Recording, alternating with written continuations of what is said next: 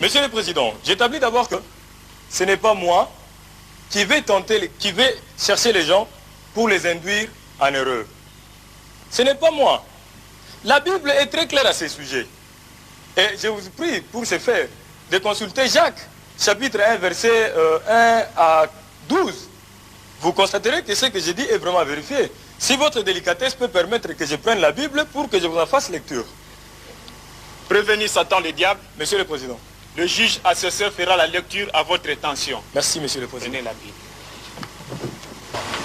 Épître de Jacques, chapitre 1, versets 14 à 15. Je cite.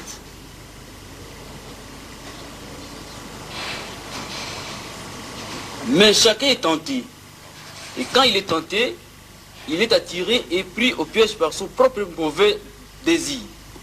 Ensuite, le mauvais désir conçoit et donne naissance au péché.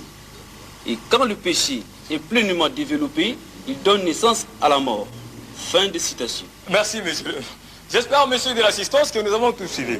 La Bible dit, avec netteté, que mais chacun est tenté, non pas par les diables, mais par son propre mauvais désir. Puis son propre mauvais désir, quand il a conçu, enfante le péché. Et le péché parvenu à son terme, produit la mort. Voyez-vous que jusque-là, je ne suis pas engagé. Dieu dit, voici, je mets devant toi les biens et les mal.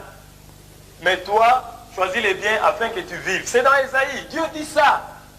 Voici, je mets devant toi les biens et les mal. Dieu dit, je mets, c'est Dieu lui-même qui met les biens et les mal devant l'homme. Il dit, mais toi, choisis les biens afin que tu vives. Mais Dieu met les mal. Les mal, c'est quoi? Les mal, c'est qui?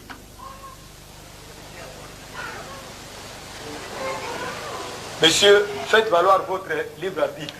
Dieu ne dit pas, réfère-toi au diable pour choisir.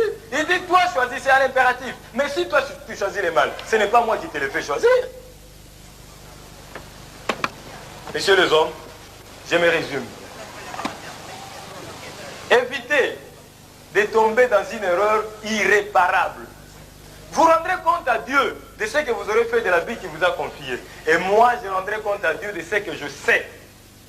Non, messieurs les hommes, vous êtes tout simplement victimes de votre mauvaise foi. Les hommes de l'époque du Christ voulaient la puissance. Les hommes de l'époque du Christ voulaient la domination.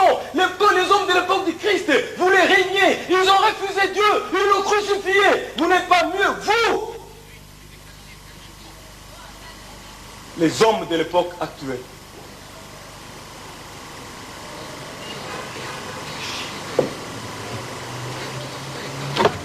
Messieurs les hommes, encore une fois, soyons sérieux.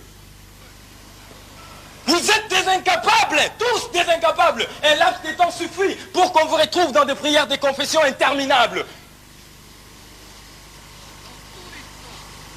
Observez, je vous prie.